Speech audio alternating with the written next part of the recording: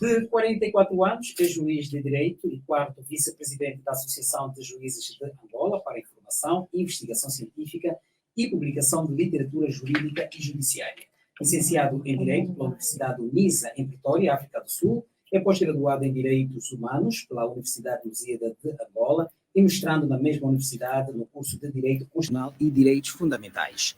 Já esteve colocado no Conselho Superior da Magistratura Judicial, no Tribunal Provincial do Cunene, no Tribunal de Comarca do Dante, no Bengo, e atualmente colocado na Sala de Competência Genérica do Negás, no IS. Yuri Martinho Vieira Dias da Cunha, seja muito bem-vindo à Rádio Essencial. Muito obrigado pelo convite e a oportunidade que dão à AJA. Obrigado à Rádio Essencial, particularmente o espaço Entrevistas Essenciais, e momento para si, Edno Pimentel. Nós é que agradecemos. Tem sido confundido, não é, com o cantor Yuri da Cunha. Eu fiz questão de dizer aqui o seu nome completo, Yuri Martinho Vieira Dias da Cunha, mas é chamado ali no círculo profissional simplesmente por Yuri da Cunha. Exatamente, e acontece essa confusão. É uma pena que não tenham as posses que o outro Yuri da Cunha tem, né? Pois bem. Mas acontece. Pois bem. Nós vamos então falar aqui um bocadinho sobre aquilo que é o trabalho da AJA, que a AJA, só para que o ouvinte esteja a par deste nome, deste acrónimo. A AJA é a Associação dos Juízes Angolanos, ou dos Juízes de Angola, que é uma entidade privada de âmbito nacional, sem fins lucrativos e sem qualquer orientação político-partidária ou religiosa. Pelo menos é isso que diz. Não tem qualquer ligação político-partidária mesmo. Corretamente. Todos os membros da AJA, todos os juízes, não têm qualquer ligação político-partidária. A Constituição não permite, a lei não permite, e se calhar acrescentar só aí dizer também que foi constituída a 11 de dezembro. Pois, 11 de dezembro de 2015, à luz do direito angolano, aqui, e pelo menos a informação de que disponho tem 300 associados. Não, neste momento estamos com 418 dos 647 juízes que existem em Angola. Ok. Mas eu perguntava, qual é a garantia que tem que não existe qualquer ligação? A associação é que não tem ligação político-partidária ou o juiz é que não tem? Neste caso, os dois. Os dois. Portanto, a nossa associação não teria acesso, né? Não seria possível constituí-la com esses fins, e o juiz também é vedado a orientação política. É verdade ter uma orientação política, né? No exercício das nossas funções nós temos que ser imparciais. Logo, não há um casamento dessas duas instituições. Mas esta separação é feita só por circunstância da própria profissão, da situação que o juiz tem, ou são, mas por conta da profissão tem de abdicar de forma temporária? É correta a afirmação que faz, porque nós, antes de nos tornarmos juízes, né, temos outras carreiras, levamos outro estilo de vida, e acontece com pessoas que podem vir já de cabos e de outras formas afiliadas a partidos políticos, mas a partir do momento que ele vai ingressar à magistratura, obviamente ele tem que se despir, não é, dessas funções e abraçar somente a magistratura. E aproveito para dizer que ao juiz só é permitido a docência e a investigação científica e nada mais. Mas não sente laivos, por exemplo, naquilo que é o seu exercício, a observação que faz, não vê alguns laivos de casos em que há juízes tendencialmente políticos? Eu não diria, um juiz para já tem que ser invertebrado, não é?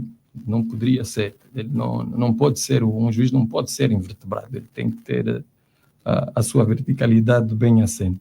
E ver um juiz que se calhar tenha necessidade ou que tenha uma postura alinhada a orientações políticas, eu nunca vi, acho que não deve ser, e não acredito que nós tenhamos isso aqui em Angola, pelo menos nunca ouvi, não vi um caso em que o juiz tenha um posicionamento desse, uma vez que a própria Constituição orienta-lhe a ser imparcial, não é? E obedecer apenas à Constituição e às leis. Portanto, sinceramente, não me cabe na cabeça o juiz associado a filiações políticas, não não faz sentido. Pois bem, vamos falar um bocadinho disso mais lá à frente. Como é que é ser juiz num país como o nosso? Num país angolano, num país que se apresenta, que se assume como um Estado democrático de direito? Eu diria asfixiante atualmente, sufocante, não é fácil, e como disse, é um país democrático, né? Um Estado democrático e de direito, e nós vamos lutando para nos afirmarmos. Inclusive tivemos o congresso que foi organizado agora no ano passado, em novembro, no AMBO 2023, e era o tema era mais ou menos isso. Era o juiz num Estado democrático de direito, não é? Estamos à procura do nosso lugar e não tem sido fácil. Mas porquê? Onde é que há dificuldade de encontrar espaços? Há muita coisa que acontece na magistratura que acaba por ser muito bonito e do ponto de vista formal, mas da prática, teoria, a gente vai assistindo diferenças muito grandes. E posso começar aqui a falar pelo próprio associativismo, né? Se é de nos reparar, o associativismo está consagrado na nossa Constituição, artigos 40 e seguintes, e é muito difícil de exercer o associativismo judiciário. Se me permitir aqui um exemplo, vamos só fazer um exercício rápido. Eu lembro-me na altura, em 2022, quando nós entramos então para a direção da AJA, imagine, Edno, que a direção cessante apresentou um prazo, porque eles já não podiam ficar, e apresentou um prazo porque teriam de sair, e um novo grupo de juízes viria para tomar então o lugar e apresentar a sua lista de candidatos. E este prazo expirou. Voltaram a apresentar um novo prazo, e este novo prazo também, porque ninguém queria assumir a associação dos juízes, só para ver o quanto é difícil estar em sede dos exercícios enquanto associativista. E lá voltou-se a lançar novamente e veio esta direção. É muito difícil, não é? Conforme vê, as pessoas não querem se associar a isso, e nós, na altura, viramos para alguns juízes mais antigos e com mais experiência, que entendíamos que podiam ser os líderes, e nós havíamos de seguir, e eles olhavam para nós e diziam: vocês são malucos com o status quo e vocês querem fazer associativismo, né? É só para ver, né, quando um indivíduo quer fazer um exercício que está devidamente consagrado na Constituição, eles dizem que ele é maluco. Mas por que acha, quando viu essa dificuldade, qual é a leitura que fez? E a pressão... A ameaça, constitui ameaça para algum dos órgãos de soberania, para os políticos, para os dirigentes? Qual era a dificuldade? Eu acho que é a pressão que sofre-se, né? A direção cessante da AJA sofreu muita pressão, e nós assistimos, né, a pressão que eles tiveram, e os demais olham para isso, estão atentos, notam, e esta pressão ninguém quer, né? Qual é o propósito da existência da AJA que não seja, por exemplo, garantir o funcionamento das instituições, por exemplo? Portanto, a AJA tem como propósito defender os interesses dos juízes, e é um deles, e nós acabamos por perder mais tempo aí, mas um dos interesses que a AJA tem, e isto está nos seus estatutos, é a defesa do Estado Democrático de Direito também. E para tal, imagine, só aqui de forma hipotética, repara que nós temos o Conselho Superior da Magistratura Judicial, que é o órgão de gestão e disciplina dos magistrados. Ora, este órgão tem os seus, como é que eu diria, mesmo os seus órgãos também, que é nomeadamente o plenário do Conselho, temos a Comissão Permanente e temos o Presidente do Conselho Superior da Magistratura Judicial. Que é simultaneamente o Juiz-Presidente do Tribunal Supremo. De facto, é Presidente do Conselho Superior da Magistratura Judicial por ser Presidente do Tribunal Supremo. Exato. E para fazer o associativismo, para nós podermos defender os nossos associados, nós temos, não é? Nós temos que responder a esses três órgãos. esses três órgãos tomam decisões que se decide a favor ou não dos juízes. Logo, se você vai fazer o associativismo, você acaba por responder, contrariar, quando assim for, e defender os associados, não é? Quando há uma decisão do plenário, quando há uma decisão da comissão permanente, quando há uma decisão do presidente do Conselho Superior da Magistratura Judicial. Você tem de fazer esse exercício, e não é um exercício fácil. Não somos bem entendidos, né? Há uma narrativa de colegas que entendem, por ser o órgão que faz a gestão e a disciplina dos juízes, então às vezes não olham para nós como uma associação que tem também os seus direitos. Aliás, um dos princípios do associativismo é a autonomia e a independência. E não tem isso. Nós temos com muita dificuldade, estamos constantemente a tentar a se impor, não é? Repara, as resoluções do Conselho Superior da Magistratura Judicial são públicas, e nota-se, hoje, quem estiver atento, nota-se, há um número muito grande de processos disciplinares, e isto deve ser um sinal como um órgão ou uma instituição em crise, né? Quando há muitos processos disciplinares. Essa situação, por exemplo, do processo disciplinar, podemos fazer uma ligação com o que a juíza da Kaala, por exemplo, do que aconteceu com a juíza da Kaala, que foi mandada para a reforma de forma compulsiva? Olha, a juíza da Kaala, ao contrário de outros juízes que tiveram mais ou menos na mesma situação, comunicaram à AJA e deram-nos informações. São processos que a gente consegue até um certo ponto comentar. Quanto à situação da colega da Kaala, a informação que nós temos é mesmo só das redes sociais. Do que fala-se nem em alguns jornais, mas não temos nada tangível para dizer, olha, a colega está satisfeita ou insatisfeita, a colega comunicou, não teria nada credível, né? Estamos aqui numa entrevista essencial e não vou estar eu a especular, né? Está bem, então. Mas tem havido necessidade dos associados recorrerem constantemente à AJA para reclamarem de alguma necessidade de defesa? Repara, a AJA acaba por ser um órgão coletivo. Um juiz apresentar uma reclamação sozinho, muito facilmente não terá sucesso. Se me permitir, vou-lhe dar aqui alguns exemplos de algumas situações que nós passamos.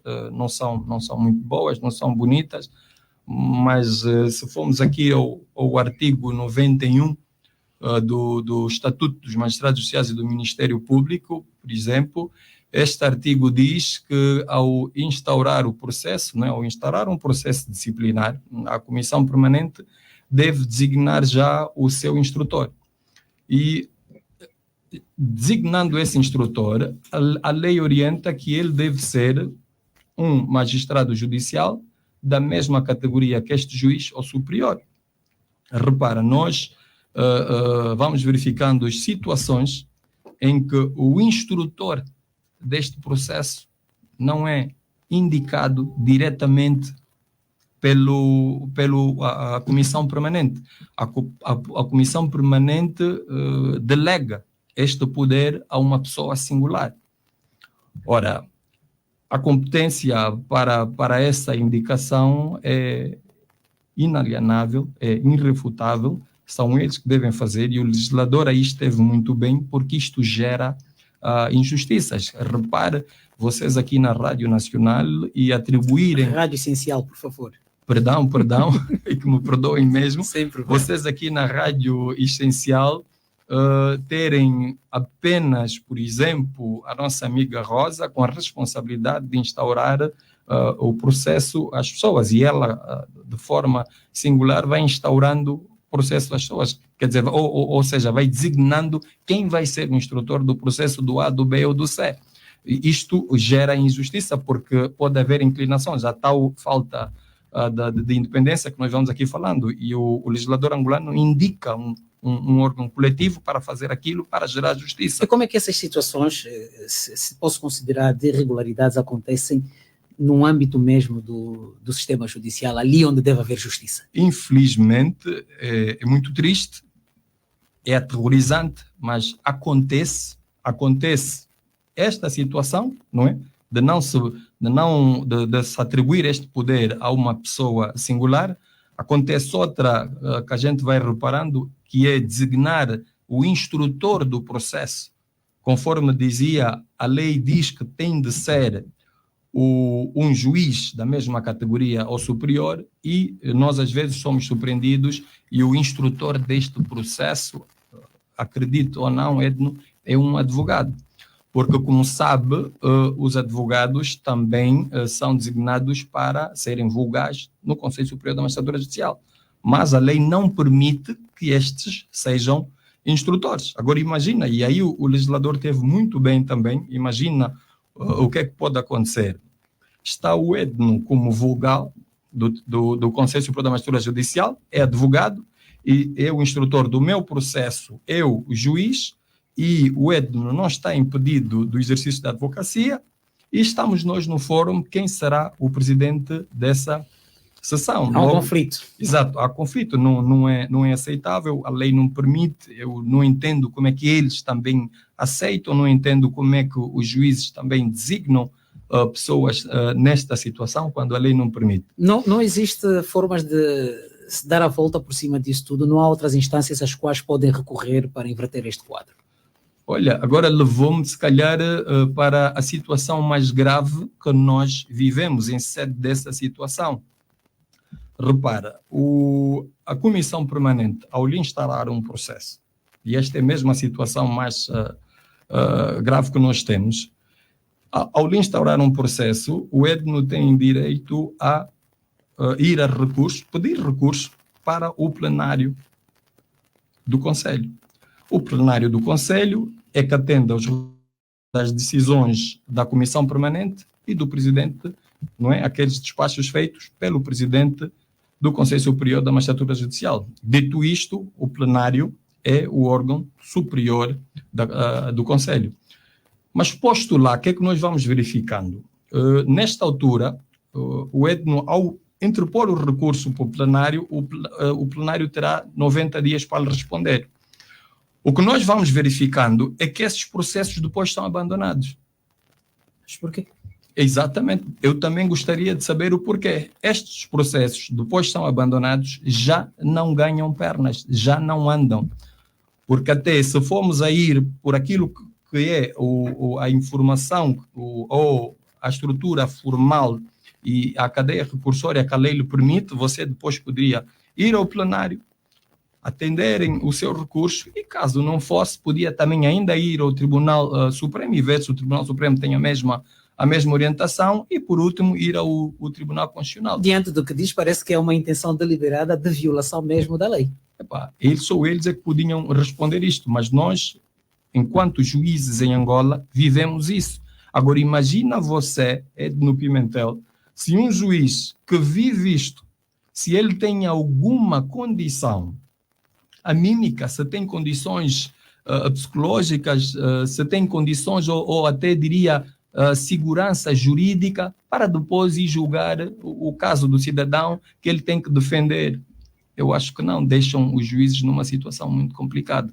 É muito triste, estamos em pleno século XXI. E esses casos que disse que normalmente ficam parados, quer dizer, as pessoas ficam prejudicadas por vontade do juiz, ou pelo menos do plenário, que não dá um passo sequer para que as coisas sejam resolvidas. É que não se sabe se porque tu, ao dares entrada ao teu recurso, o plenário tende a acusar a recessão e admitir recurso. Eu não sei, seria injusto se dissesse aqui que o plenário teve acesso e o plenário é que não quer decidir. Não sei o que é que acontece. É triste, conforme estou-lhe a dizer, é assustador, estamos em pleno século XXI, não é? Isso já não devia acontecer, Angola independente, há muita coisa que devia andar. São muitos casos desses? Eu diria que são, não sei se seria a maioria, mas nós temos conhecimento de vários casos. E dizer se são muitos casos desses, eu diria que já seria bastante para não ser para contrair a Constituição ou para contrair as leis. Agora, eu sei que são vários. Não tenho a certeza de uma lista de todos eles, nós sabemos aqueles que nos chegam enquanto haja enquanto Associação dos Juízes de Angola. Do ponto de vista formal, qual é a relação que a AJA tem com...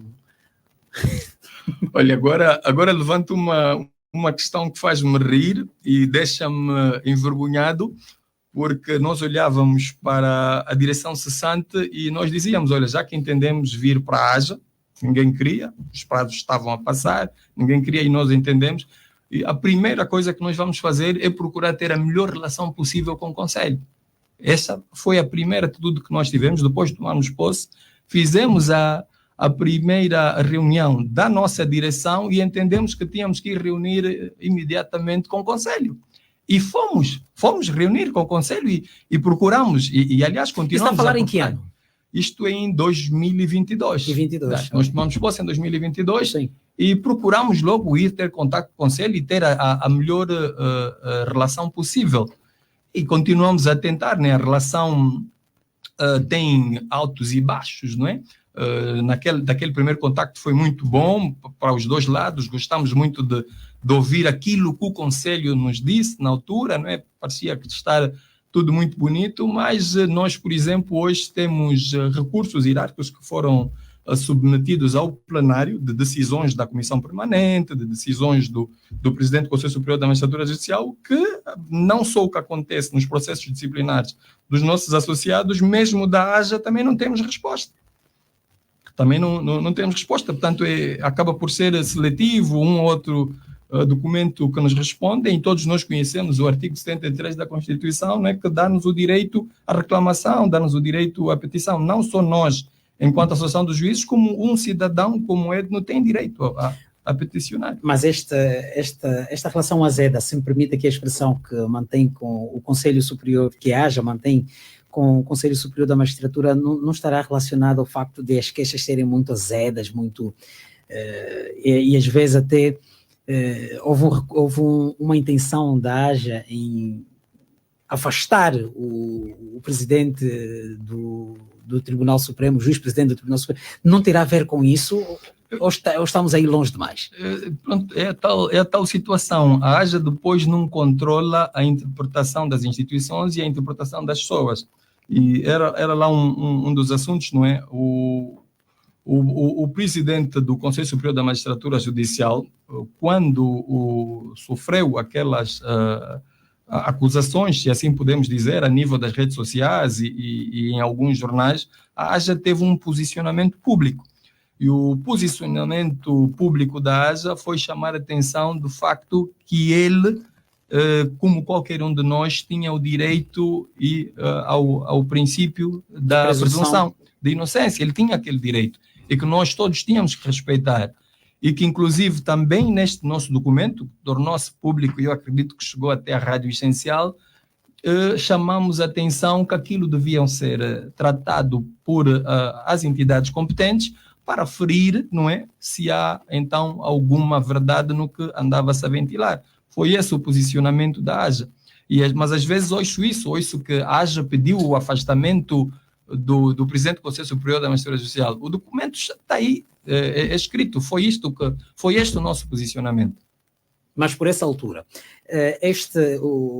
juiz, isto que se vai dizendo relativamente ao juiz-presidente do Tribunal Supremo e também do Conselho Superior da Magistratura, não é razão suficiente, não mancha, não macula aquilo que é a entidade que deve gerir órgãos, como é o caso do Conselho e do próprio Tribunal Supremo? Olha, leva-me a uma situação muito recentemente, provavelmente vocês também acompanharam, que foi de um juiz que apareceu inclusive na TPA numa situação de um apartamento. Nós, enquanto AJA, recebemos o documento deste colega, ele expõe a situação dele, acho que isto entrou na sede da AJA na sexta-feira e nós estamos a apreciar.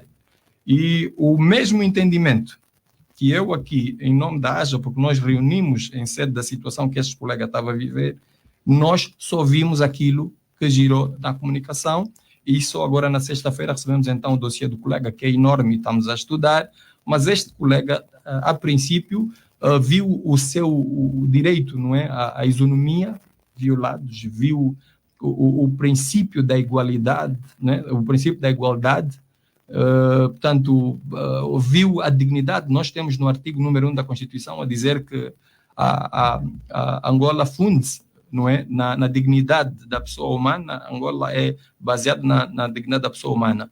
O mesmo acontece com o presidente do Tribunal Supremo. Foi mais ou menos este o comunicado que a AJA fez em sede do presidente do Tribunal Supremo.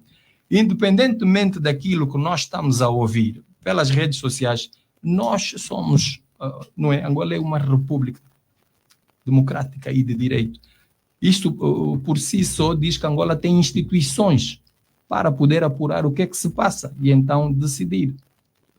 Se há essas informações a girarem nas redes sociais, a AJA pediu que se respeitasse a presunção de inocência do colega e que as instituições a quem cabe decidir que fossem, então, ao pé da letra para saber exatamente o que é que se passa. Porque hoje estamos a falar dessas coisas, amanhã pode ser do Edno Pimentel.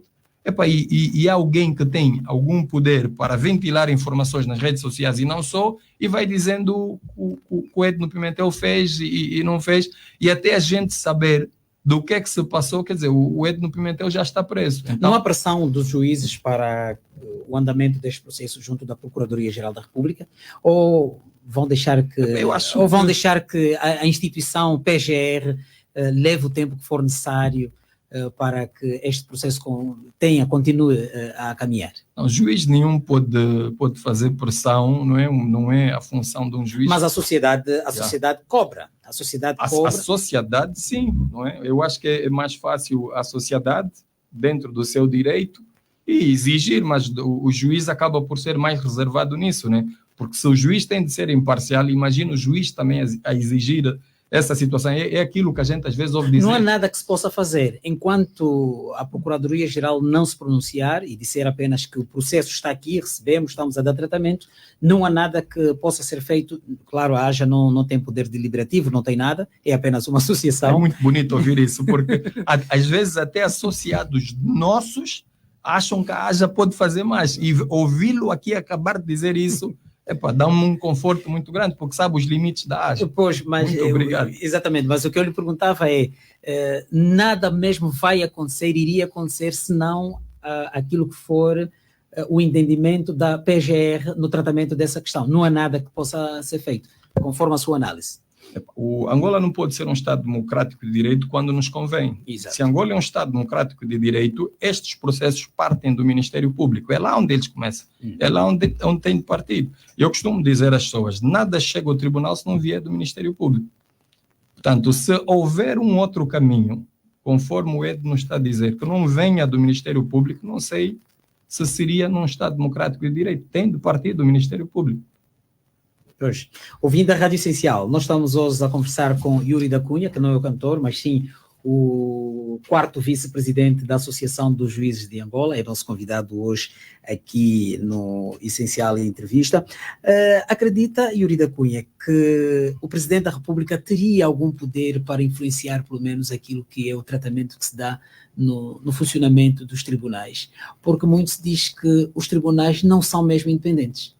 Olha, relativamente à independência do tribunal e a influência que o Presidente da República possa ter, eu acho que a Constituição, né, que é o nosso guia, e a Constituição é clara, diz que o Estado subordina-se à Constituição e respeita as leis e faz respeitar as leis. Nesta pergunta, eu sou obrigado a responder daquilo que o Estado nos indica, e nos indica na Constituição. Logo, o Presidente da República não tem influência nenhuma nisso. Agora, se alguém achar que houve ou não houve, aí já é o mérito. Eu teria de ter informações credíveis, não é? Para poder avaliar se houve essa influência que se ventila. Vem a independência dos tribunais em Angola? Olha, eu já respondi isto, não sei se foi aqui, mas já respondi e digo-lhe novamente. É impossível. Nós não temos tribunais independentes. Nós não temos, em Angola nós não temos tribunais independentes por uma razão muito simples, porque nós não temos ainda a autonomia administrativa, não temos a independência financeira, isto ainda não existe, embora do ponto de vista formal nós não recebemos. Repara, Edno, se você está aqui hoje e para chegar aqui até a Rádio Essencial precisa que o Yuri lhe dê as roupas, precisa que o Yuri lhe dê o transporte, precisa que o Yuri lhe dê os microfones para trabalhar. O Edno vai dizer que é independente. Não é, o Edno não é independente, o Edno depende do Yuri. Fico logo amarrado, portanto, não tem como... Nós, nos tribunais, ainda não temos essa independência. Não tem como, por exemplo, os juízes do Tribunal Constitucional, do Tribunal Supremo, aqueles que são nomeados pelo Presidente da República, serem independentes, tomarem iniciativa por consciência própria. É uma pergunta interessante, a forma que eu coloco. O juiz, mesmo depois, e isso pode ser no caso do Edno, não sei se está a fazer direito, pode um dia entender fazer direito e depois aí habilita-se a ser um dos juízes do Tribunal Constitucional. Repara, o Presidente da República indica, é uma das prerrogativas, no caso do Conselho Superior da Magistratura Judicial, e eu noto isso que até juristas não sabem, no Conselho Superior da Magistratura Judicial tem 3 vogais que são designados pelo Poder Executivo, tem 5 vogais que são designados pelo Poder Legislativo. Logo, aquilo que acontece no Conselho Superior da Magistratura Judicial é do conhecimento dos 3 poderes. Ou pelo menos devia ser. Mas normalmente dizem, não, olha, o Poder Judicial como é que está? Mas no Poder Judicial estão lá os representantes do Poder Executivo e do Poder Legislativo. E o contrário não acontece. O Edno não vai encontrar ninguém, quando está-se a discutir o país no Conselho de Ministros, algumas figuras lá permanentes a defenderem os interesses do Poder Judicial. O mesmo não acontece no Poder Legislativo, não há lá ninguém a defender. Haveria agora, como... Sim. Para responder a sua pergunta, uma coisa é ser designado. Mas a partir do momento que você é designado como juiz, conforme disse do Tribunal Constitucional, você tem de assumir aquilo, porque depois a sua orientação passa a ser a Constituição e você tem de seguir aquilo que a Constituição lhe orientar. Eu acredito que o Presidente, quando designa essas pessoas para lá, é para cumprirem com a Constituição. Portanto, eles devem ser independentes. Ou pelo menos devia ser assim. Lá está. Por aquilo que é a sua visão. Tem sido assim? Eu acho que sim, até que me provem o contrário. O mesmo acontece com a situação de ordens superiores, nós ouvimos falar muito de ordens superiores. Eu estou à espera, ainda não recebi nenhuma. Mas dizem que existe, nunca vi. Isso enquanto Yuri da Cunha, não é? Exatamente, nunca vi. E tenho feito o meu trabalho à vontade e com muito gosto. Nunca recebi nenhuma ordem superior para andar para a esquerda ou para a direita ou para andar mais lento. Nunca vi. Como é que acha que se pode inverter esse quadro? De não haver interferência ou pelo menos de dependência? Uma alteração que alterasse, passa aqui essa redundância, a indicação, ao invés da indicação, uma outra forma de os juízes aí chegarem, poderia ser o caminho? Olha, leva-me para uma situação interessante e estou a gostar muito das suas questões porque faz questões que me permitem falar. Nós temos a Lei 29/22, Organização e Funcionamento dos Tribunais. Essa lei não é perfeita, mas responde-lhe à sua questão. Por exemplo, relativamente aos tribunais de comarca, não devem ser designados. Mas o que aconteceu recentemente até hoje, para o de Benguela, do Lubito... Até hoje acontece. Exatamente, e vejo que está muito bem informado e aqueles recursos hierárquicos que a AGE interpôs alguns deles foi exatamente sobre essa situação. Até hoje isso acontece, mas não é o que a lei diz. A Lei 29 orienta que o juiz presidente da comarca deve ser aquele juiz mais antigo na categoria, ponto final. Se estas pessoas estão a ser designados e ele vai lá parar sem mérito, não é o juiz mais antigo, o Edno pode ver o que é que acontece. É aí que gera a adulação. Porque em vez dele chegar lá e respeitar o que nós estamos a dizer, respeitar aquilo que as leis e a Constituição dizem, ele vai respeitar quem ele pôs lá. Gera isso. Daí que nós temos que ter coragem e começar a designar as pessoas de acordo à Lei 29 para que eles possam então exercer as suas funções de forma segura e com obediência à Constituição e à lei. Até então, se continuarmos a designar essas pessoas para ocuparem os cargos de presidente de comarca na situação em que está, é que aí é mesmo a lei orientar. Agora, num Conselho Superior, por exemplo... Há uma violação flagrante da lei, neste caso. Exato. Num Conselho Superior, por exemplo, é muito forte o que tu disseste, não posso ignorar e vou voltar às suas palavras. É mesmo, é exatamente isso. Há uma violação flagrante. Porque tu tens uma lei 29, para obedecer e seguir. Mas como é que se explica, por exemplo, a um estudante de Direito que situações dessas estejam a acontecer, não fora do quadro de quem regula a justiça, eu aí convido-lhe a convidar algum representante do Conselho, sim, porque eu só posso falar aqui os comportamentos. Se me perguntar o comportamento da associação, eu estou aqui mesmo para responder-lhes. Agora, quanto a isso, sou eles. Como é que a AJA olha para isso? Pronto. Decepcionada, assustada, ficamos aterrorizados com isso, porque o Edno não está lá, o Edno depois está aqui no seu estudo, mas nós que estamos no tribunal, não imagina o caos que aquilo gera, não imagina o mal-estar que aquilo gera entre os colegas. Se nós entendermos que de 3 em 3 anos vai vir o Edno, depois de 3 anos vai vir o Yuri, já está a ver o que é que gera. O Edno vai dizer, olha lá como é que eu vou tratar os meus colegas, porque daqui a 3 anos eu fulano e eu vou querer receber o mesmo tratamento. Portanto, aquilo é muito, infelizmente, não é... Qual é a consequência mais visível disso que acontece, a nomeação de umas pessoas em detrimento daquelas que de facto deveriam ser? Qual é a consequência direta disso? O que é que causa? É o que eu estou-lhe a dizer. Ele respeita a pessoa que lhe designou ao cargo. Pois. Não respeita a Constituição e a lei. Eu acho que isso é gravíssimo. Não sei se há algo mais grave do que isso. Porque ele vai para lá e ele vai respeitar as orientações que estão a dar. Nós assistimos, se eu não estou em erro, foi o colega do AMBO que saiu antes mesmo de terminar os 3 anos que ele tinha direito, nos termos da lei. Quer dizer, aquilo alerta os outros colegas, né? Olha, eu aqui se não andar para a esquerda ou para a direita, vou correr na mesma situação que incorreu o colega do AMBO.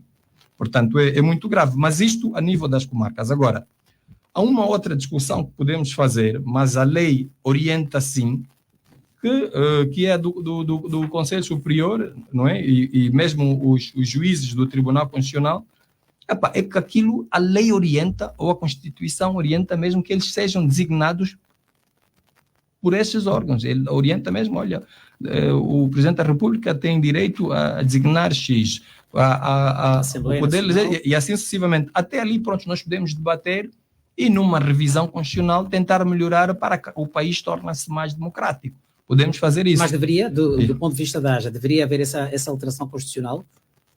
Para melhorar a democracia, sim. Porque perdeu-se a oportunidade dessa revisão as constituições não são perfeitas, né? Nesta última revisão, a AJA, inclusive, não é, publicou um livro sobre isso, para ver a gravidade e a urgência do assunto. Acho que tenho aqui o título a soberania dos tribunais, um olhar sobre a proposta da revisão constitucional de 2021. Exatamente, é um livro que eu recomendo a todos, está lá, ajuda a perceber a nossa situação. Este seria um dos desafios, alteração constitucional.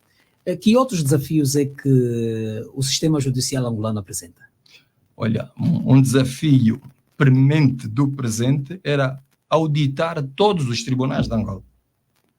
Nós precisamos de fazer auditoria a todos os tribunais de Angola. Só assim é que vamos perceber se aquelas verbas alocadas aos tribunais são de facto, não é?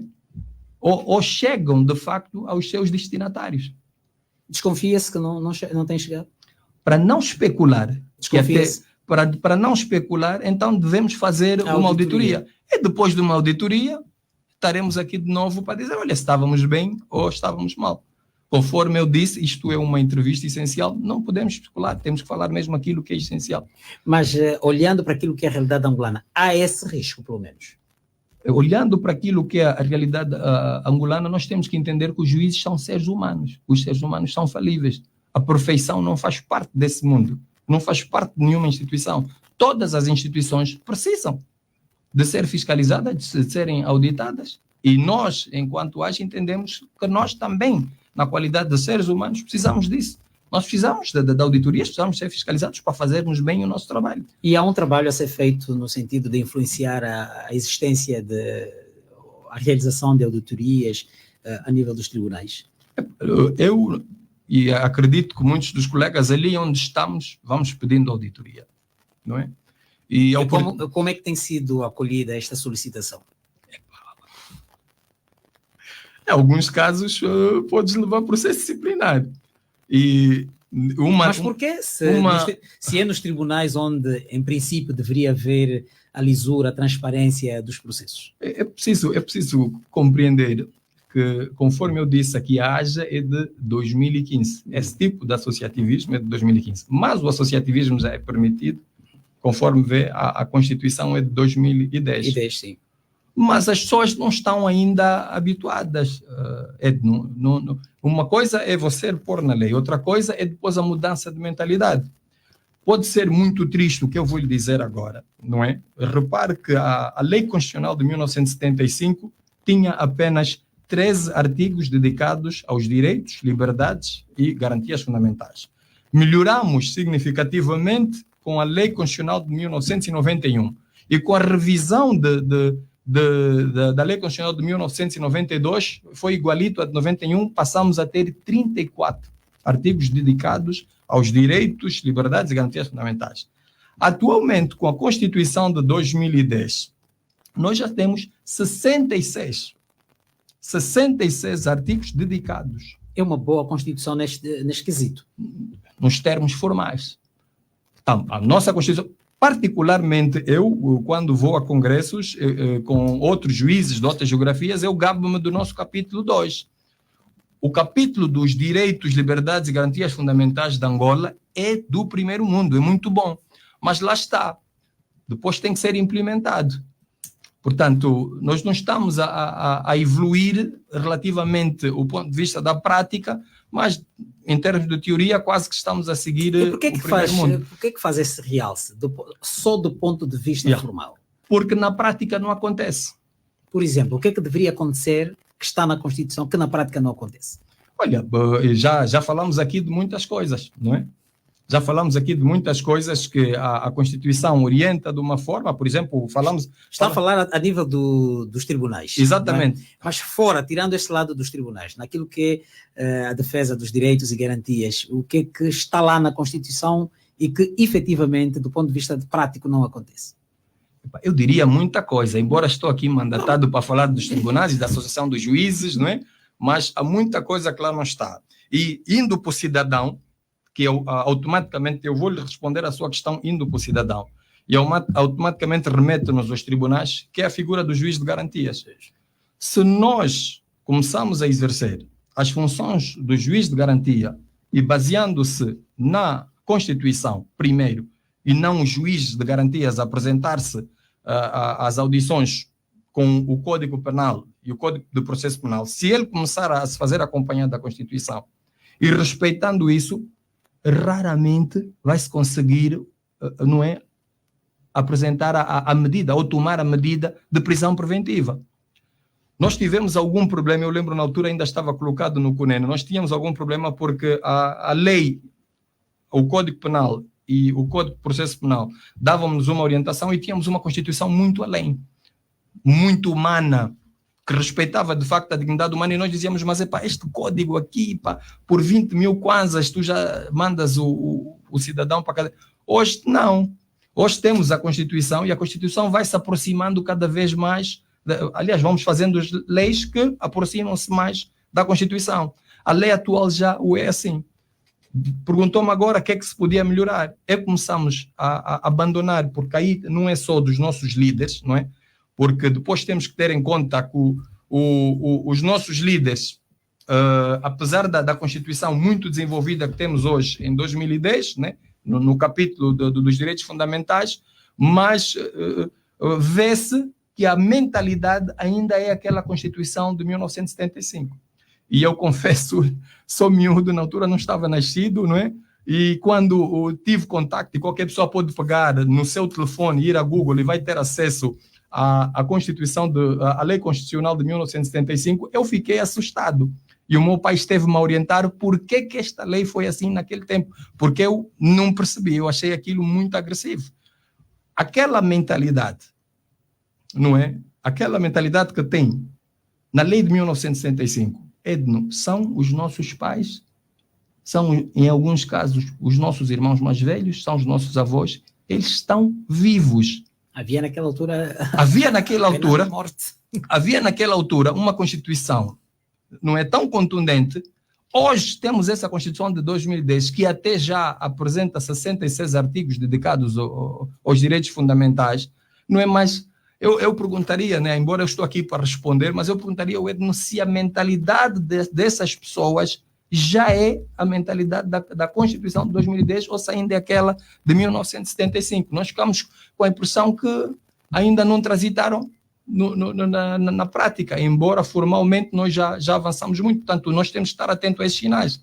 49 anos para uma pessoa, vai-se dizer que é muito. São muitos anos para pôr no indivíduo, mas 49 anos para a história de um país é muito pouco. Essas pessoas estão vivas, essas pessoas estão aí. São os nossos pais, são os nossos tios. Estão todos aí. E eu gostaria de perceber se eles já se livraram daquela mentalidade. Eu não sei, temos que ver. Mas já respondeu, o que parece é que não. Lá está. Pois. Está a ver? Eu nem preciso tirar as minhas ilações. O próprio Edno já deu a sua posição. Porque é o que a prática nos mostra. Exatamente. Eu ia perguntar-lhe, no quadro ainda dos desafios, a associação esteve também recentemente em silêncio para protestar contra a falta de condições nos tribunais. Em silêncio? Nós haja, com todos os problemas que temos por não conseguir ficar em silêncio.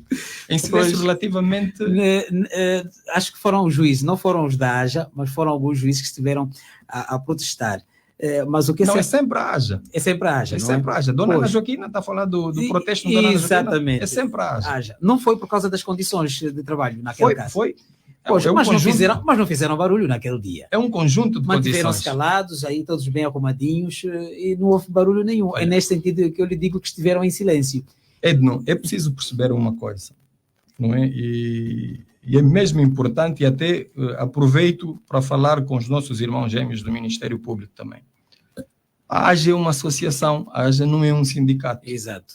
Ok? O número 7 do artigo 179 da Constituição é claro. Vocês podem se associar. E eu já estive aqui a explicar ao Edno as dificuldades que nós temos para fazer o exercício do associativismo. Não somos bem aceitos. Agora, imagine o Edno, quando este artigo, o 179, proíbe os juízes de fazerem greve.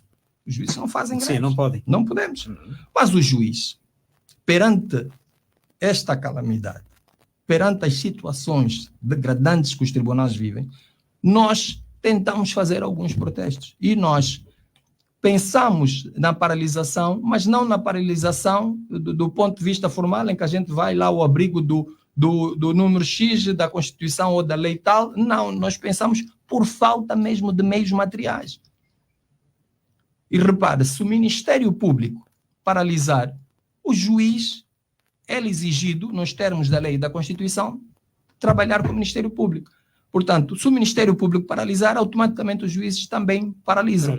Agora, greve, eu noto que as pessoas, se calhar, não percebem. Nós não podemos, está-nos vedado o direito à greve. Nós não temos o direito à greve.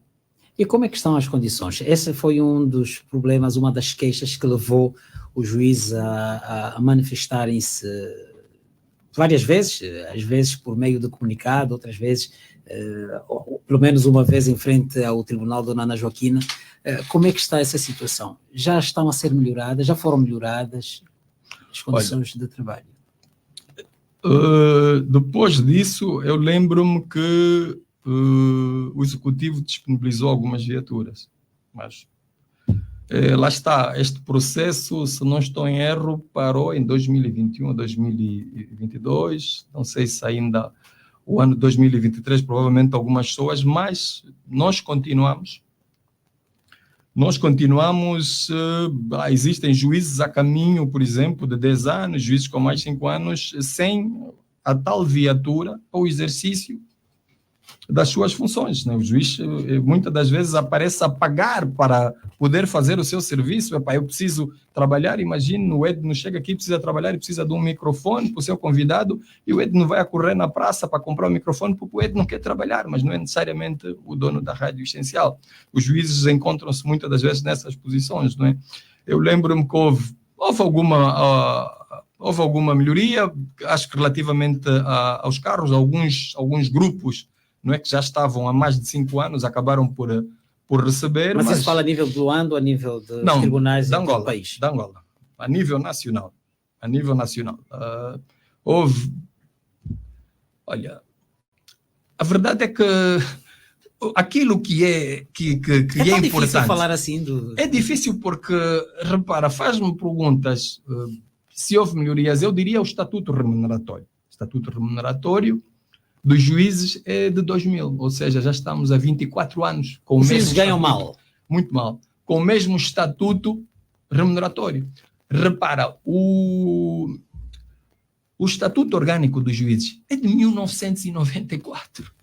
São 30 anos. Quer dizer, o judicial está abandonado, não há vontade política. Por que este setor Há atrai assim tanta gente? Ou é uma percepção errada de que há muita gente a querer ir para o lado do... Eu não concordaria consigo quando diz que esse setor atrai assim tanta gente por aquilo que eu tenho visto. E se me permitir falar, eu vou lhe dizer o porquê que eu sustento isso. Eu acho que não atrai.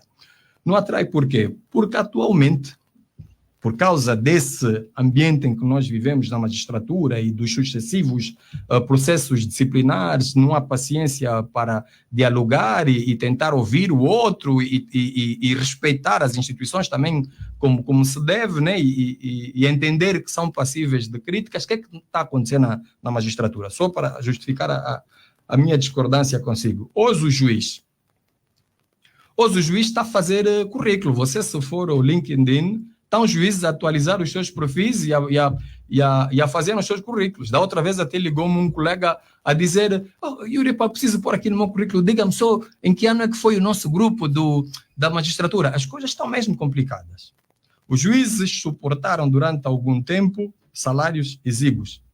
Os juízes suportaram algum tempo más condições. Mas com um ambiente de trabalho tão pesado, com esses processos disciplinares para tudo e para nada, hoje as pessoas estão à procura de um outro serviço, pelo menos pelo ambiente de trabalho, porque há pessoas que gostam desse exercício.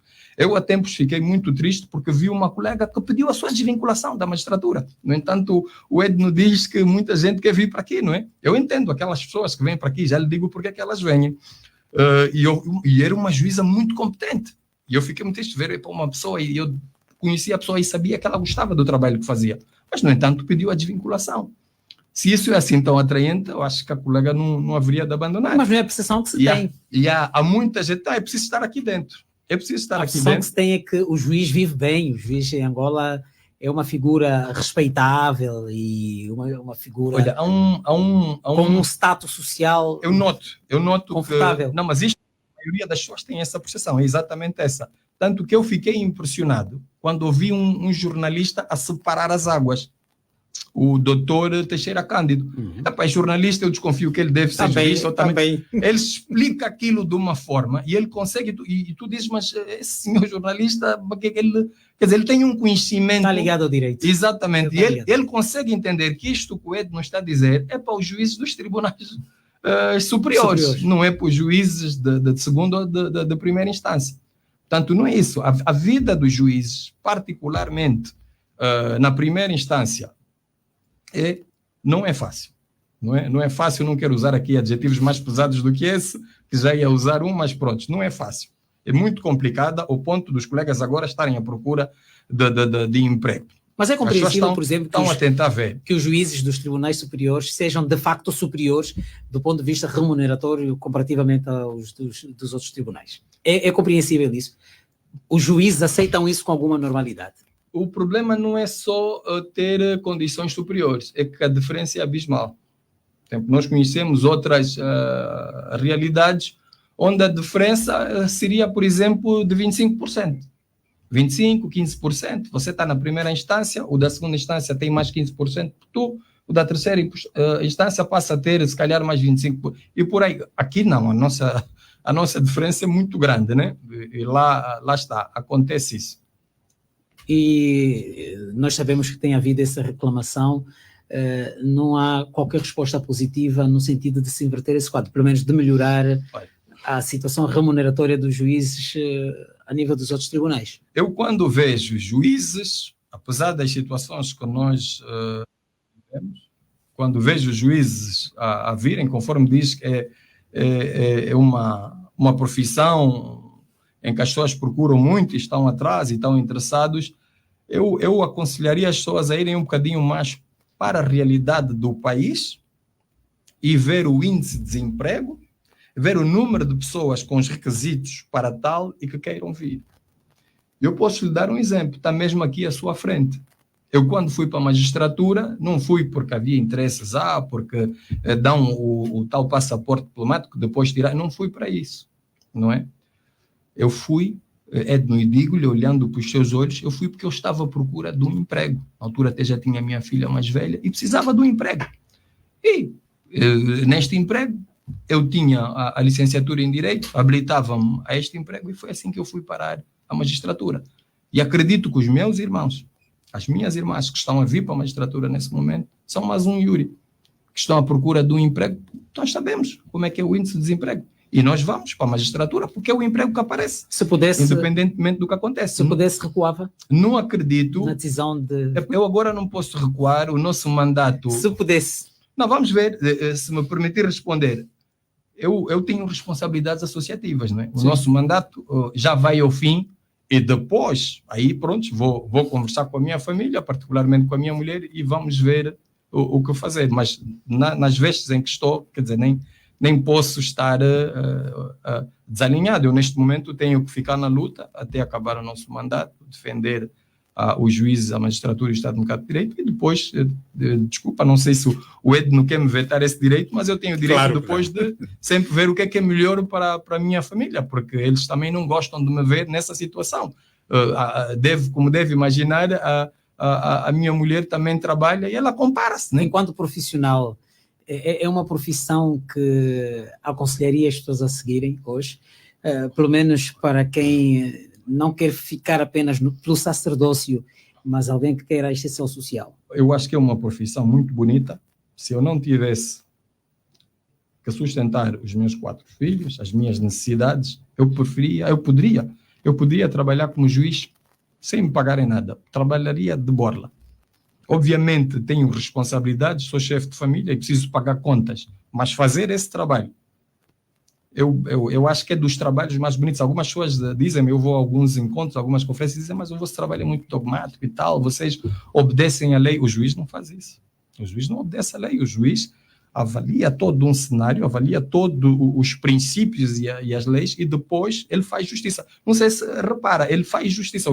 O juiz não obedece à lei. Eu vejo que nossos colegas do Ministério Público, né, eles... Há uma grande diferença entre o direito e a justiça. Exatamente, o direito é totalmente diferente. Daí que o Ed não pode cometer o mesmo crime que o colega aqui cometer e ainda assim eu vou lhes dar penas diferentes. Por que acontece isso? O Ed, se calhar, vai me perguntar, mas nós fizemos exatamente a mesma coisa. Portanto, é um trabalho muito bonito. Repara que o juiz é que equilibra, não é? Aquele Pepe, aquela pessoa que tem mais poder financeiro que o outro, é o juiz que aparece lá para equilibrar. A sua consciência. Exatamente, é o juiz que aparece lá para equilibrar essa relação social que existe entre as pessoas. E eu lembro-me ainda em sede do Inês, a formadora perguntou-me, mas quer ser juiz por quê? E ela ficou surpreendida porque eu respondi-lhe quase de forma automática. Eu disse a ela que eu entendia que o juiz, nas suas decisões, molda a sociedade. E ela ficou a olhar para mim, se calhar não tinha a mesma perspectiva, ou não tem até hoje, mas é este o entendimento que eu faço até hoje. A sentença dos juízes moldam as sociedades. Quando há uma infração, a decisão daquele juiz é que vai dizer à sociedade se aquilo é grave ou não. Então eu acho um trabalho muito bonito, faria de graça. É só dizer, olha, não se preocupe, tens as tuas contas pagas.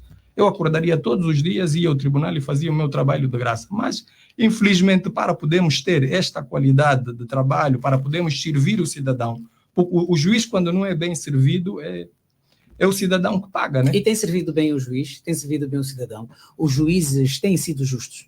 Eu acredito que sim, embora cada juiz depois tenha a sua consciência. O Edno levantou aqui muito bem a situação da consciência, e daí que volto a falar da situação dos juízes de garantias. Fala-se muito dos juízes de garantias.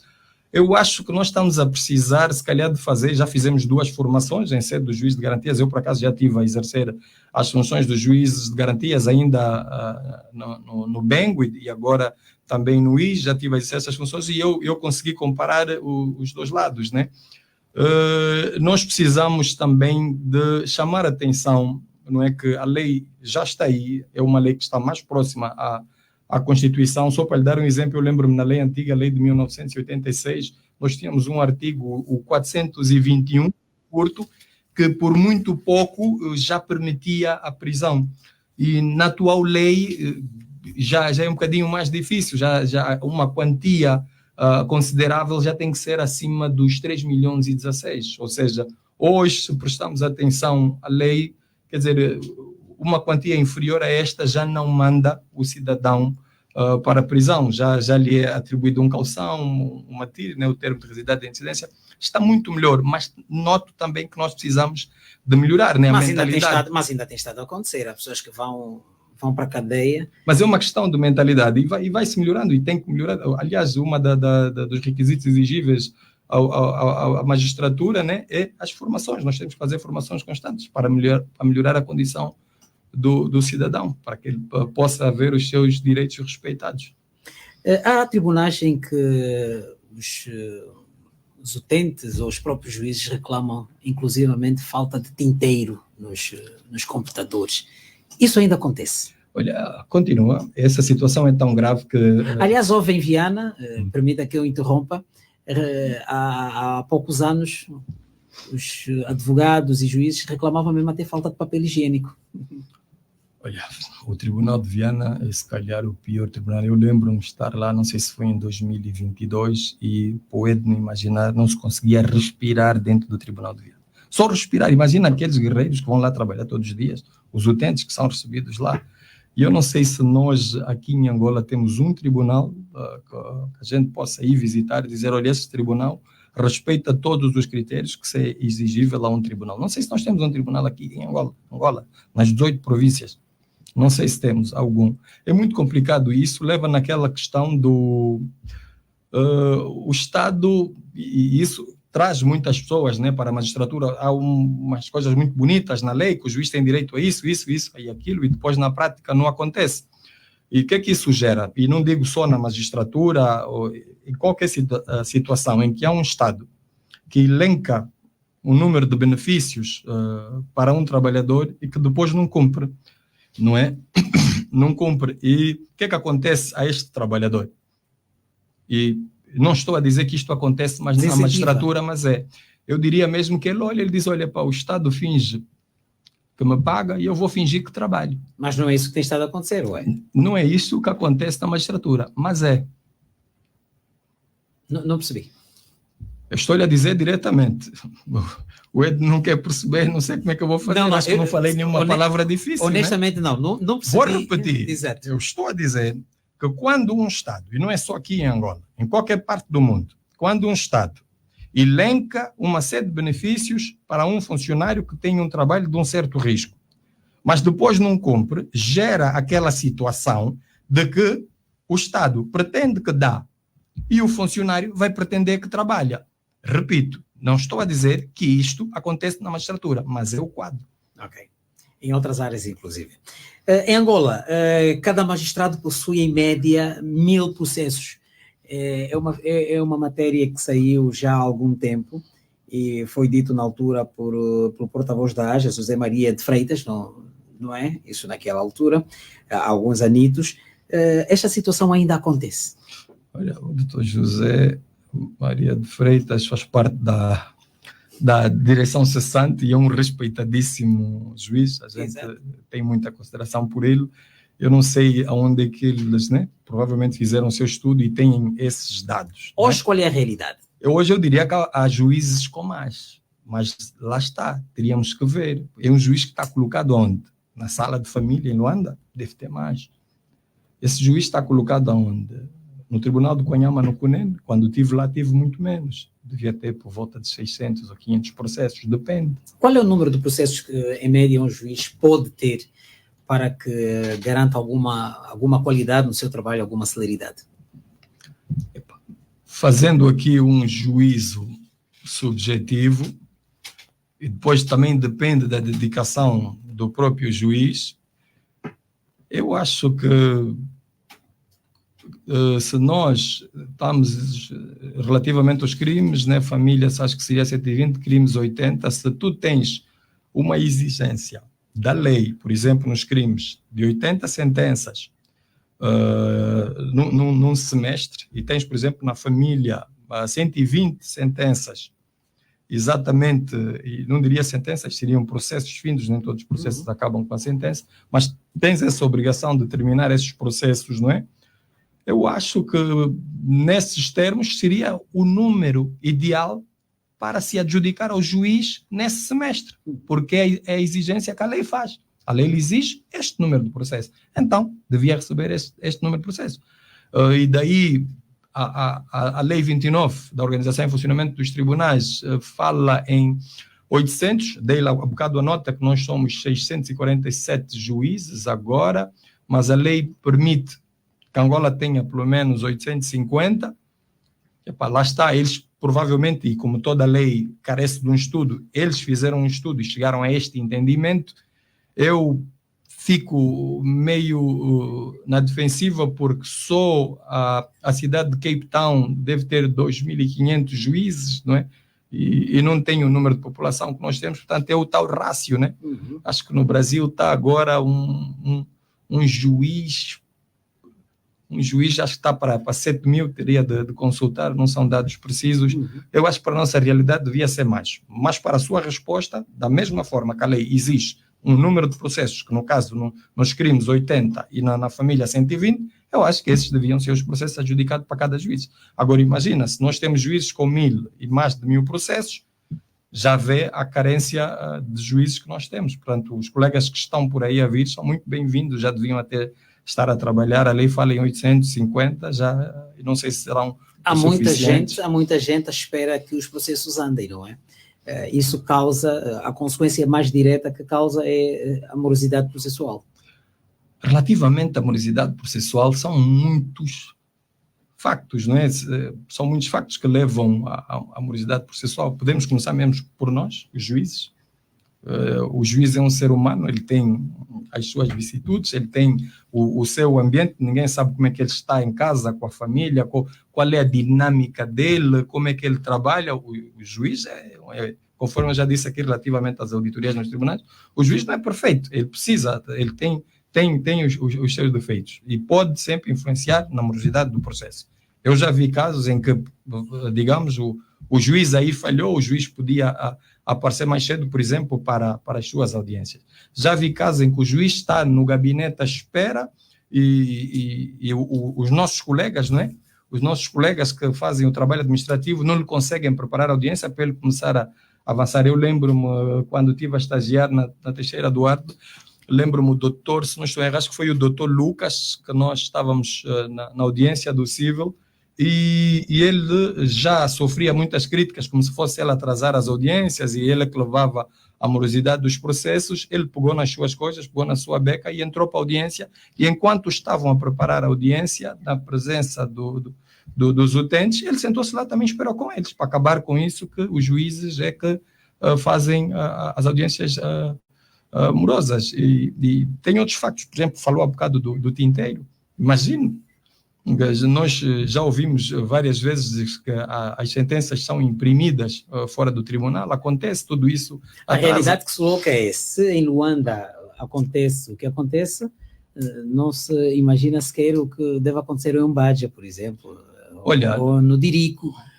Eu no Cunene, já estive aqui, não é? Em Luanda, e depois fui o Cunene. Eu no Cunene tive as melhores condições de trabalho.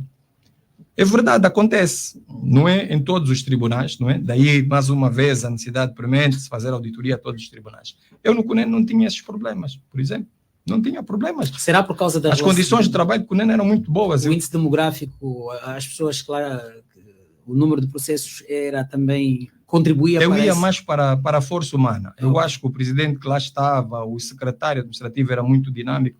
Eu não tinha esses problemas. E depois também nós tivemos a felicidade, eles antes, e eles chamaram a atenção, que não trabalhavam naquele espaço. O espaço em que eu encontrei, eu ouço às vezes falar que aqui em Luanda, não tenho a certeza, mas que o juiz tem espaço para fazer audiência 2 vezes no mês.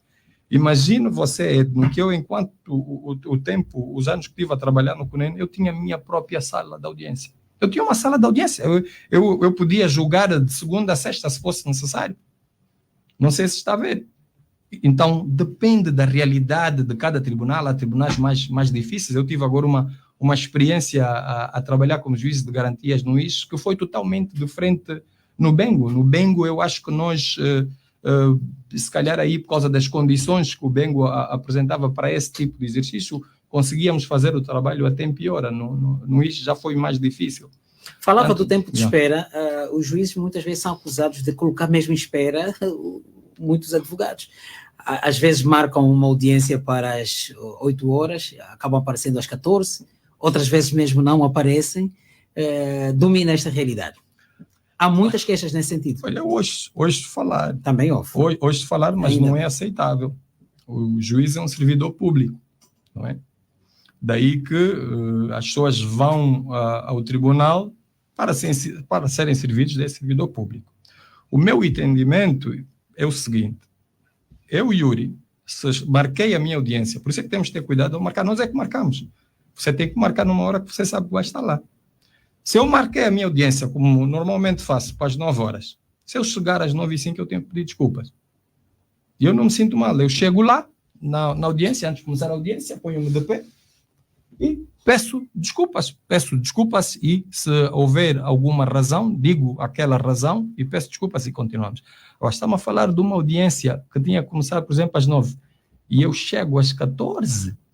Pode não ser o seu caso, mas existem casos, nós recebemos reclamação. É muito grave, não é aceitável, não é correto. Inclusive, paga-se uma caução, alguma coisa, quando essas situações acontecem, não é? Por parte do juiz? Ou o juiz, o advogado, no caso, recebe alguma caução por causa desse atraso? Por causa do atraso, não sei. O que eu posso lhe dizer não é muito bonito. Imagino que se ele chegar atrasado ou faltar na audiência, eu vejo lá nos processos que ele leva uma multa. Não sei se há respaldo legal, né? O juiz atrás. Olha, se calhar, está a dar uma boa ideia para o legislador. Se calhar, para o juiz melhorar o seu serviço e ser mais presente e respeitar horários. Pensem aí, vocês legisladores angolanos, né, nesse caso a Assembleia Nacional, para ver se ponham lá Não é normal, não precisa rir. Nós somos seres humanos, o juiz é um ser humano. Pois. Eu acho que não se deve fazer isso. Eu ficaria muito envergonhado, né, ter um atraso desses das 9 às 14 horas. Eu não sei com que cara é que eu ia entrar na audiência e como é que ia pedir o perdão. Eu espero que isso não aconteça, né? Mas eu dou-lhe essa informação porque recebemos estas reclamações de alguns advogados e que inclusivamente não pedem nem desculpas e nem qualquer tipo de justificação. E o advogado escreve? Sim, pelo menos dizem que escrevem. Exato. As reclamações que nós recebemos, pelo menos... Exato, porque não é essa a orientação que temos, né? Não é essa a orientação que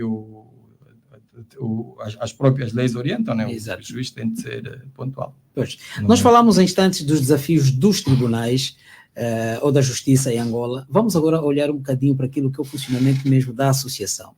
Que desafios é que a AJA tem para os próximos tempos? Olha, a nossa sede.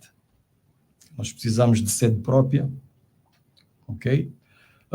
Nós estamos agora a tentar lutar para ver se conseguimos e vai na sua senda, não é, das suas preocupações, que nós em Angola precisamos de um código de ética e de deontologia dos juízes, não é? Mas já era tempo de haver... Sim, já devíamos ter. Temos algumas normas assim espalhadas e tal aqui, no estatuto deve ter uma coisa, uma exigência, mas precisamos de um código mesmo. Portanto, temos a nossa sede, que andamos a lutar para ver se resolvemos o problema da sede, temos esse código deontológico. Olha, aqui há muitas coisas, olha, se eu soubesse, traria a lista, porque de facto há muitas coisas por se fazer, há muitas ambições e certamente uma que nós vamos continuar a fazer até acabar o nosso mandato é procurar ter a melhor relação possível com o Conselho Superior da Magistratura Judicial, porque o Edno, se calhar, pode não ver, mas muitas das nossas ações, e eu poderia fazer uma entrevista melhor aqui se eu tivesse mais dados que nos seriam dados mesmo pelo Conselho Superior da Magistratura Judicial. Portanto, a nossa relação com o Conselho Superior da Magistratura Judicial é também uma das prioridades, é um dos desafios da associação. Pois, falava da ética, do código deontológico. Há muitos casos de juízes que que reconhecem falha no exercício do trabalho, uma sentença mal aplicada, há como recuar quando isso acontece? Olha, falamos aqui do excesso de processos que o juiz tem. E eu, quando estou a trabalhar com os meus colegas no tribunal, os oficiais de justiça, eu chamo sempre a atenção. Olha, estão a ver a carga de trabalho que nós temos. Sintam-se à vontade, se eu cometer um erro, que me venham dizer.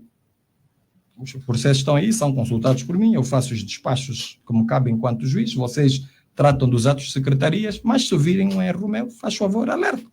O juiz não é um ser perfeito. Sim. E eu noto, às vezes até gozo com os colegas no sentido de, mas será que o facto de eu ter me formado fora não tenho vergonha de cometer erros? O mesmo acontece às vezes com os recursos, né? Eu leio um recurso que baixa de um tribunal superior e eu quero logo aprender e perceber o que é que ele me está a orientar e como é que eu posso melhorar. E eu vejo que a reação dos colegas é, está a ser muito grosseiro, olha como é que ele está a falar, olha, está a dar uma aula disso e daquilo. Quer dizer, há essa perspectiva, mas eu acho que se o partindo...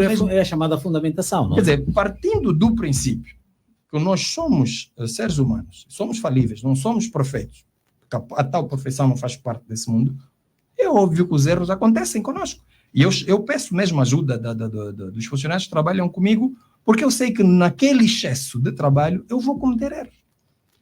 A mim o que me faz dormir mal é saber que eu podia dar uma solução a este processo e não avancei por receio de pôr em recurso na minha decisão, por receio de cometer erro. Eu prefiro avançar, decidir, correndo os riscos de ser humano e que vou cometer um erro ou outro, mas tenho que dar de decidir, tenho que dar a minha decisão.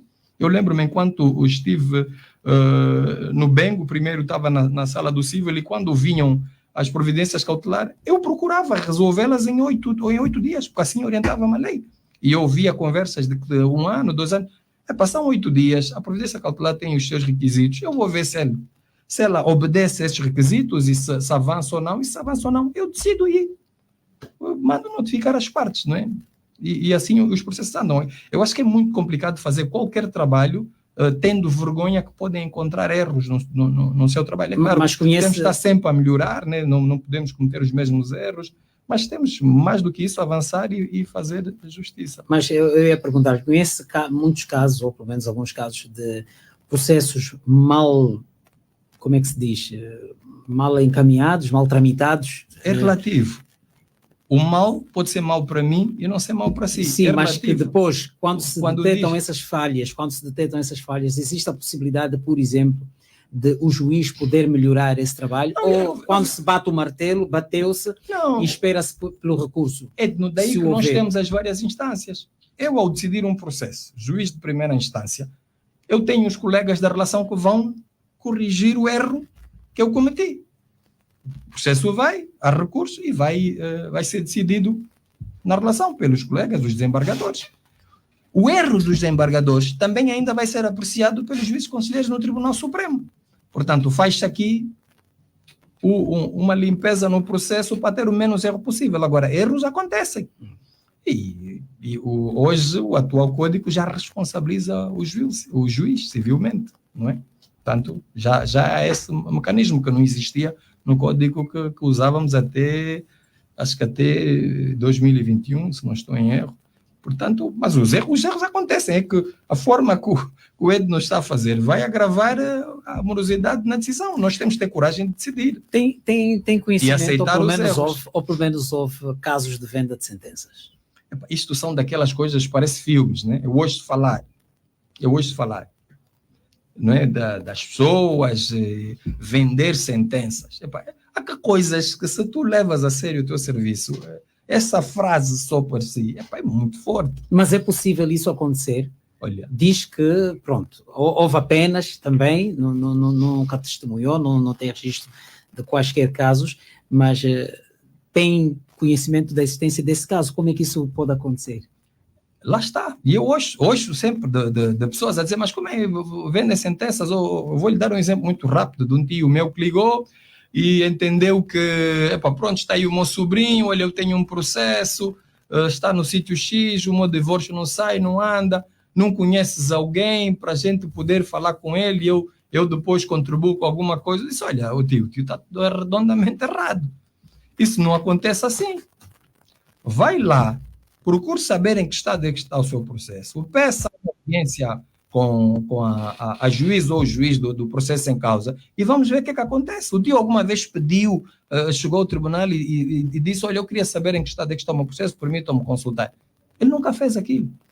Eu perguntei, o tio alguma vez foi ao tribunal e perguntou pela juíza, pediu uma audiência à juíza para responder, para procurar saber o que é que se passa com o processo. É que há processos que estão lá parados no tribunal por falta de impulsos, por exemplo. É que é muito fácil olharmos e dizer, não, epá, vê lá alguém aí para me ajudar. Mas por que as pessoas não vão ao tribunal e impõem-se? E dizem, olha, eu vim consultar um processo, gostaria de saber o que é que se passa. Mas é possível? Isso é possível? Há essa facilidade com que faz parecer aqui?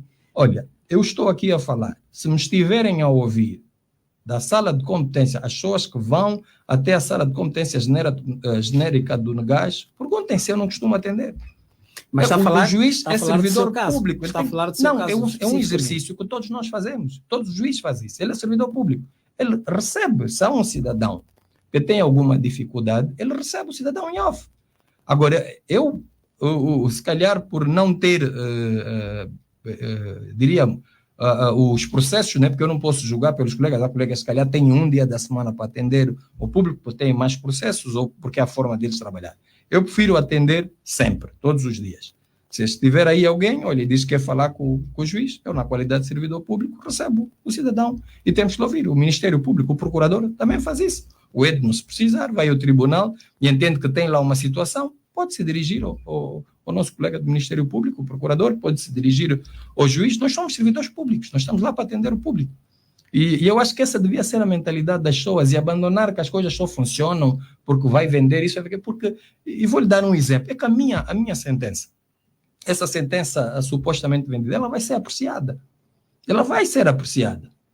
Porque o cidadão, se eu não decidir nos termos corretos, o cidadão vai pôr recurso da minha decisão, a minha decisão vai subir para a relação. E se foi uma sentença com uma decisão grosseira, quer dizer, eu estou a pôr a minha carreira em risco. Portanto, eu tenho muitas dificuldades, mas então vendeu a sentença, vendeu. E o que é que se fez? Meteu-se o recurso, levou-se. Não ver isso, porque a minha sentença é fiscalizada, é sindicada. É feito uma espécie de check and balance. Exatamente, ela vai ser apreciada e depois como é que eu fico? Pois. Não é? Há casos muito mediáticos a nível do país que são julgados e por serem mesmo assim, devido à mediatização, fala-se em julgamentos seletivos por parte de muitos juízes. Tem ouvido isso? Qual é a apreciação que faz? Nós, enquanto AJA, obviamente, também estamos vivos, estamos aí atentos e ouvimos dessa crítica dos processos seletivos. O mesmo recai para a situação quando nos vêm dizer que os juízes ou os tribunais estão a combater a corrupção. É uma coisa que nenhum tribunal faz, nenhum juiz faz. O mesmo acontece nós a imiscuirmos nessas situações, porque se haver um processo que é seletivo, eu lembro-me uma vez um jornalista me disse, não, mas há aí documentos a circular. Eu não posso tirar uma conclusão porque estão a circular documentos, ou porque estão a dizer, ou porque o A ou o B tem este entendimento. Quer dizer, não nos cabe a nós apreciar a forma que os processos estão a chegar. É o Ministério Público, não é? É o Ministério Público que dá entrada aos processos. E a nós cabe-nos fazer justiça quando chegarem à nossa mesa. Portanto, é daquelas situações que a pessoa ouve, são rumores, respeita, as pessoas estão a falar, mas isso da seletividade, qual seria o critério? Como é que nós vamos aferir? Como é que se faz isso? Eventualmente. Deve haver uma fórmula, né, para ver se esse devia ou aquele não devia, não sei. Há processos, por exemplo, um processo a ser instruído, todos eles têm as suas nuances. Uns até dependem de respostas fora. Eu mesmo tenho processos que tenho que mandar cartas precatórias ou regulatórias. Não há casos em que os juízes são forçados a orientações políticas. Começamos a nossa conversa por aí. Não é esses casos. Nem aceito, né? Não sei se isso seria possível. Mas isso no quadro da associação ou de uma forma geral? Não estou a imaginar, eu acho que de uma forma geral, para qualquer qualquer juiz, não é? Isso não pode acontecer. Eu lembro-me quando estava no CUNEN, entrou um senhor de alta patente, fardado, acompanhado da utente, né, em sede de um processo que a gente tinha decidido, e ele começou a dar umas orientações, e eu, de forma respeitosa, perguntei-lhe se aquelas orientações estavam aonde? Se estavam numa lei ordinária que eu desconhecia, se estavam num artigo da Constituição que eu desconhecia, porque eu trabalhava, não é, com a lei e a Constituição, e que aquilo que ele me estava a dizer, se era de onde? Epá, o senhor foi-se tocando, né? Foi-se tocando, expliquei-lhe como é que funciona, né? Que nós estamos na República de Angola, um Estado democrático de direito, e que nós funcionamos pelo direito. E respeitosamente, o senhor lá chamou-me meu mano e tal, para não me estás a entender, eu disse, olha, eu entendo as leis, entendo a Constituição, mas isso que me estás a dizer, se me mostrar aonde é que está tipificado, eu posso até cumprir, porque eu obedeço à Constituição. Acontece, né? Agora, porque perguntou-me agora se um político vai vir e vai dar uma orientação ao juiz. Se for o meu caso, eu vou lhe fazer a mesma pergunta.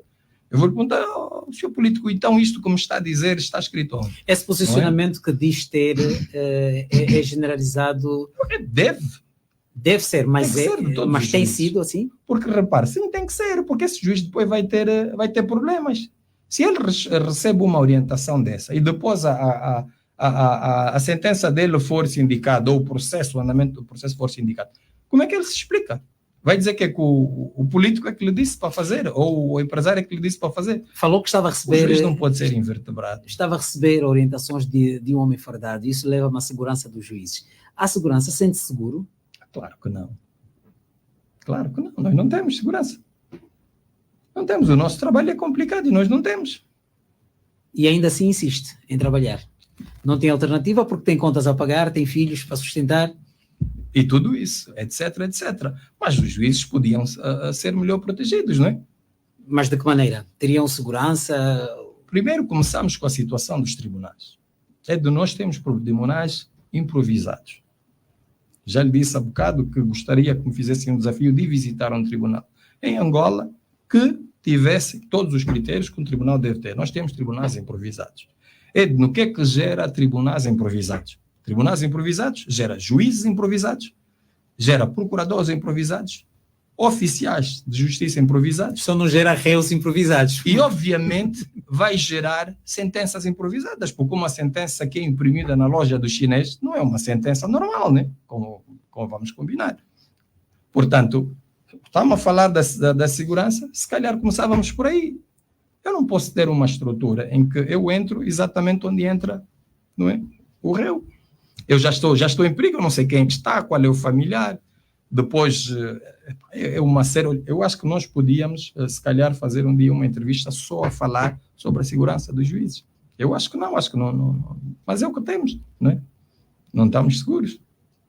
E não há como inverter esse quadro para já?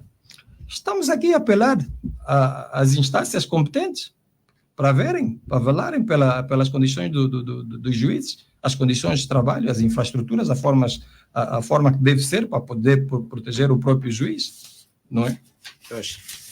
Pois bem, Yuri da Cunha, nós chegamos ao fim da nossa conversa, resta-nos apenas agradecer pela sua presença aqui no Essencial Entrevista e esperar contar consigo em próximas oportunidades. Para nós é que agradecemos a oportunidade que vocês deram à AJA e se calhar chamar a atenção que na Angola atual, sem guerra, e como se depreende o século das liberdades, não é? Direitos fundamentais, garantias fundamentais, os sacrificados já não serão os soldados, já não serão os militares. Os sacrificados atualmente, para que nós possamos chegar então à Angola da isonomia, serão os autores da administração da justiça. E aí os juízes estão na linha da frente. Somos nós que seremos sacrificados. Somos nós que vamos ser sacrificados com processos disciplinares, somos nós que vamos ser sacrificados com demissão, somos nós que um dia podemos perder a nossa vida, mas para podermos atingir os tais direitos muito bonitos que nós temos na nossa Constituição, não é? Que precisam ser efetivados para pessoas como Edno, para que os meus netos e os meus filhos possam então ter uma Angola melhor. Nós temos que entender isso assim, não há guerra. é mesmo melhorar os direitos e somos nós os sacrificados. Ok, fica então aqui esta nota, esta de Yuri Martinho Vieira Dias da Cunha, que é o 4º vice-presidente da Associação dos Juízes de Angola, que mais uma vez agradecemos. Agradecemos assim também, caro ouvinte, que esteve aí desse lado a acompanhar este espaço, que já sabe ter reposição amanhã a partir das 9 horas, aqui na 96.1.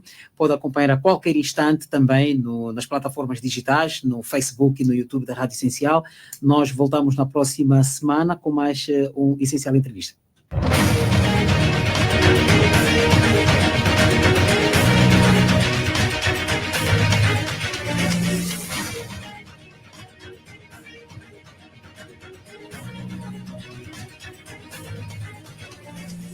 Essencial Entrevista com Edno Pimentel.